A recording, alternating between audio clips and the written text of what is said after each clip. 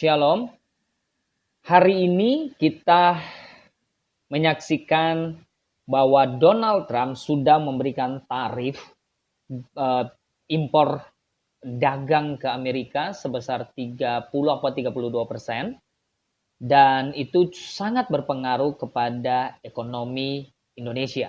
Bahkan yang tadinya ekonomi Indonesia berada di angka 4,9%, terkoreksi menjadi 4,7%. Bahkan mungkin bisa lebih turun dari itu. Dan ini menjadi situasi yang tidak mudah bagi kita semua. Belum lagi ada isu-isu internal di mana banyak sekali perusahaan yang melakukan PHK massal, dan juga ada isu di mana tingkat kepercayaan masyarakat kepada pemerintah hari-hari ini sangat rendah akibat pengelolaan bangsa yang kurang baik dan banyaknya korupsi di berbagai sektor. Dan sebenarnya bukan cuma Indonesia, tetapi Amerika sendiri, bahkan berbagai negara sedang berada di dalam situasi yang tidak baik-baik saja. Ada perang di mana-mana dan itu juga berpengaruh. Berarti dunia di mana kita berada saat ini sedang tidak baik-baik saja. Lalu sebagai anak Tuhan, kita berada di tengah-tengah dunia yang sedang tidak menentu dan sedang tidak baik-baik saja. Apa yang harus kita lakukan? Minimal kita mendapatkan sebuah guidance atau jalan yang Tuhan mau kasih buat kita sebagai anak-anak Tuhan. Nah, saya hari ini tergerak untuk sama-sama kita belajar dari Matius 6 tentang hal kekhawatiran.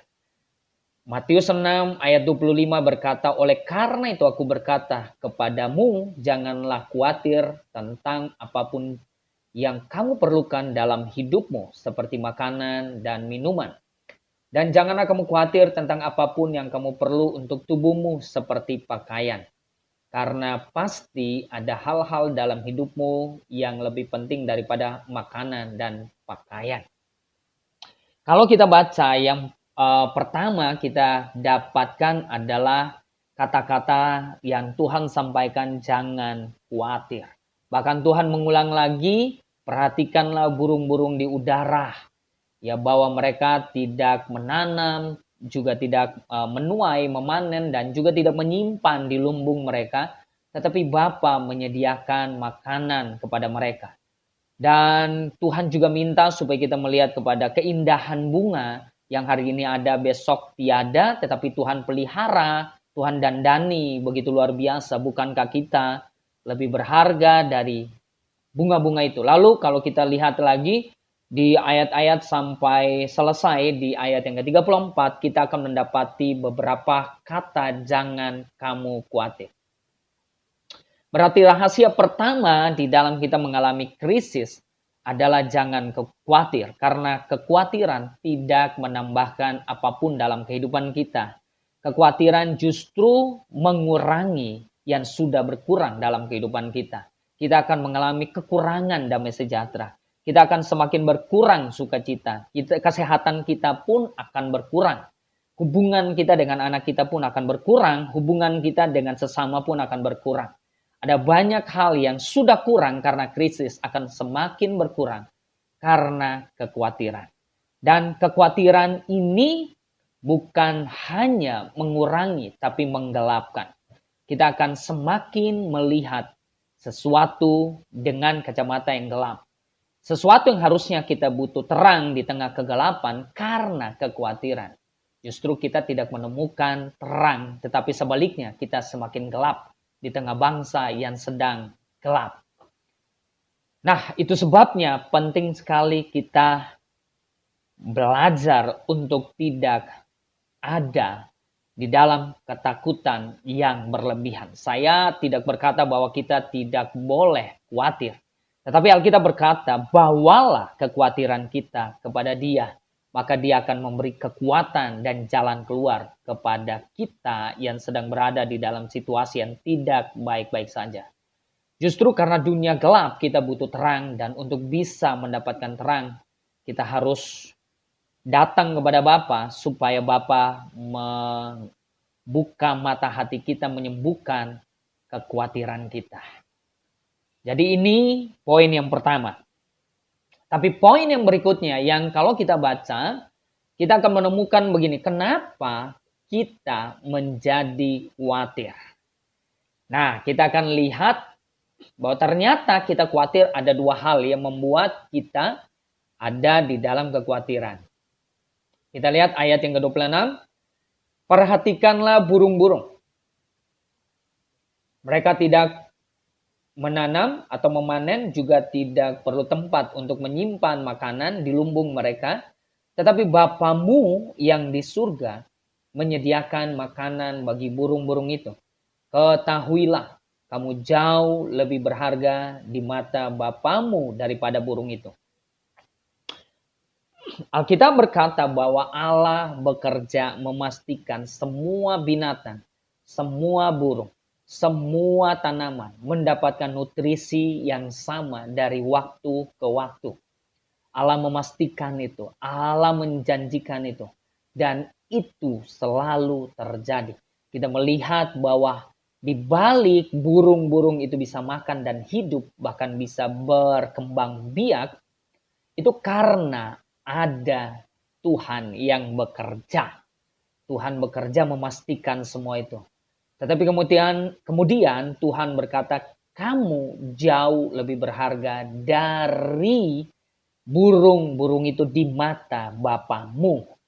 Nah, yang pertama membuat kita khawatir, kalau kita lihat dari sini, ini sama seperti yang bunga tadi, bukankah kamu lebih berharga daripada bunga-bunga ini? Bunga ini yang tidak berharga, hari ini ada, besok tidak ada, tetapi didandani oleh Bapamu yang di surga dengan begitu indah. Bahkan Salomo dalam segala kemegahannya tidak pernah didandani seindah bunga-bunga ini.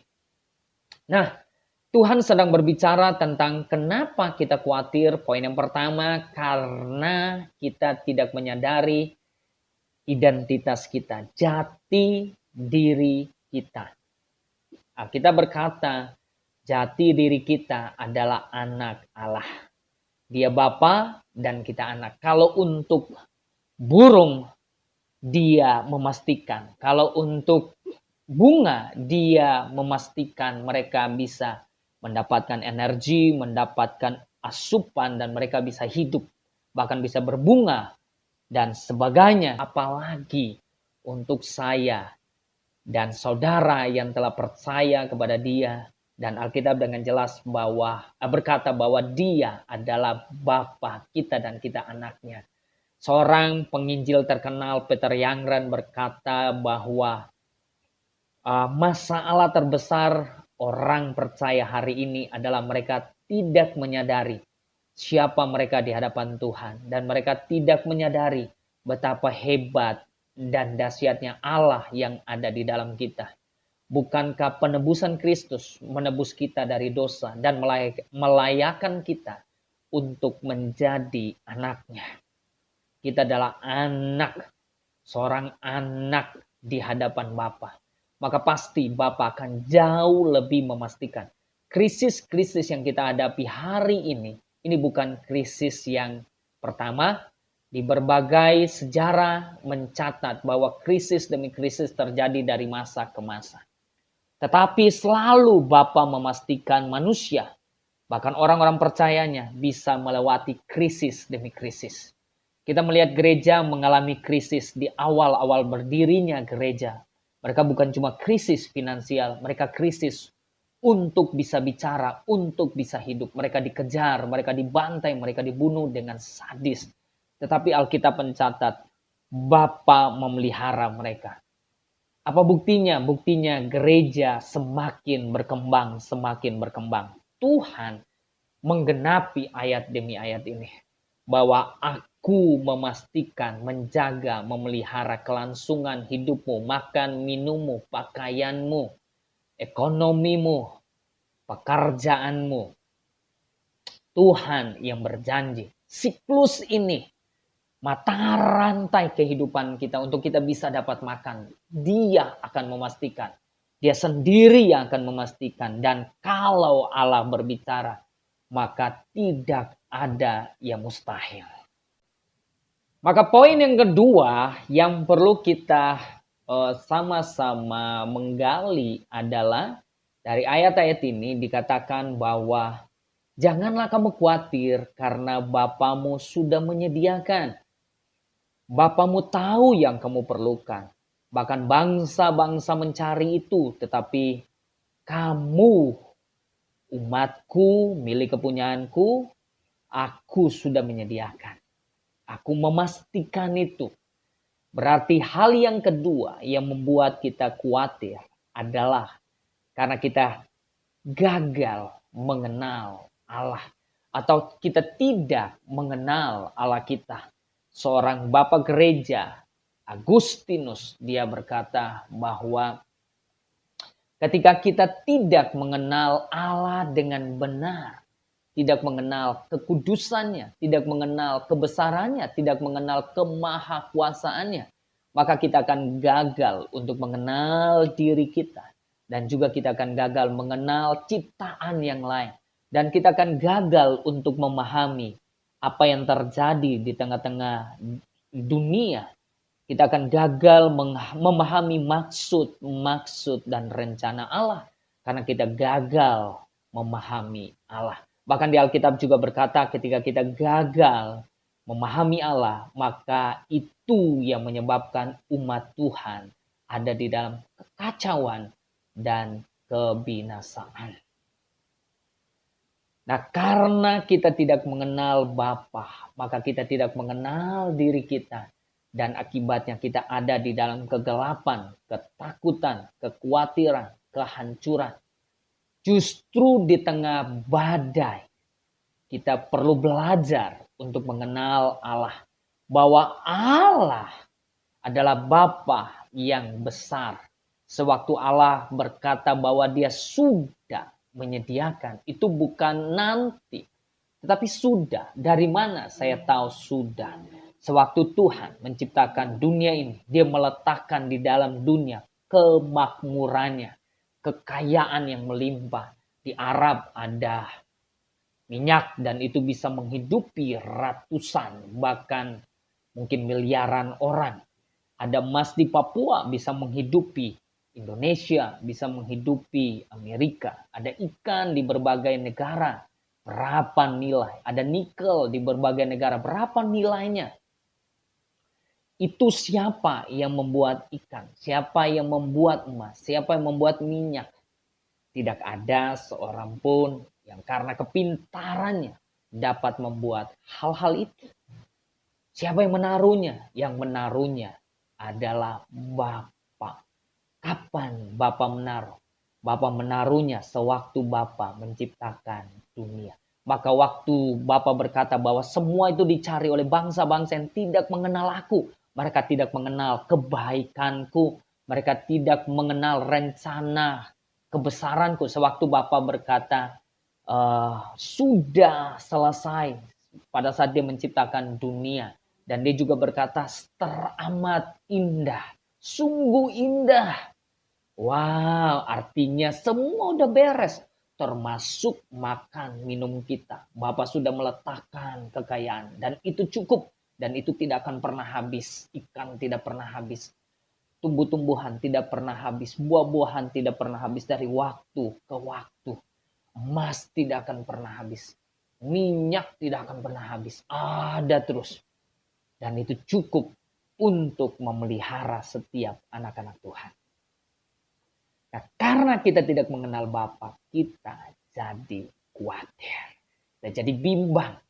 Lalu apa yang kita butuhkan? Kita membutuhkan hikmat untuk mengelolanya. Kita membutuhkan kekuatan batin untuk mengelolanya. Kita membutuhkan kekuatan fisik untuk mengelolanya. Lalu dari mana datangnya hikmat dan kekuatan? Alkitab berkata, bahwa hikmat datang dari takut akan Tuhan, dari relasi dari Tuhan. Hikmat itu perkataan Tuhan, dan perkataan Tuhan karena dia tahu apa yang akan terjadi. Maka dia satu-satunya orang yang paling berhikmat di dunia ini. Alkitab berkata kekuatan datang dari mana? Allah yang memberi kita kekuatan fisik, kekuatan mental untuk menghadapi situasi. Sehingga kita punya keberanian, Kita punya iman karena itu berasal dari Tuhan. Nah, itu sebabnya sewaktu kita mengenal Allah, maka kita mengenal hikmat, kita mengenal kekuatan mental, kita mengenal iman, kita mendapatkan kekuatan fisik. Itu yang diperlukan untuk kita bangkit, kita melihat terang, kita punya harapan, dan kita bisa berjalan di tengah-tengah situasi yang sedang tidak baik-baik saja di dunia ini. Ada sebuah pengharapan sewaktu kita mengenal Allah kita, sewaktu kita mengenal kebesarannya.